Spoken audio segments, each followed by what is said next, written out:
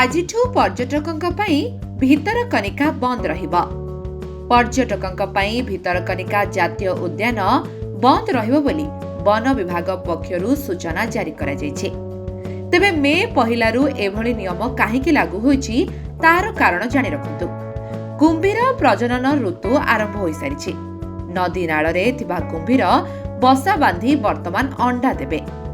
सेमानक मिलन पर्व ओ अंडा देबा प्रक्रिया रे केउ भଳି बाधा न उपजु सेति पई एभଳି निष्पत्ति निया जायछि।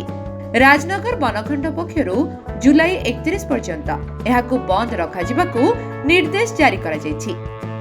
मां कुंभीर अंडा देबा समय रे अधिक हिंस होई उठिथाय। जदि एही समय रे पर्यटक माने सेठारे बुलिबाकु जानती तबे किछि ना किछि अघटन घटिबार संभावना रहिथाय। एथि पई देश विदेशर पर्यटकंकु भितरकनिका जातीय उद्यान आसिबाकु बारण करा जाउछि। कुंभीर प्रजनन पई एही 3 मास बहुत मूल्यवान होइथाय। तेणुकरी भितरकनिका को बंद रखा जायथाय।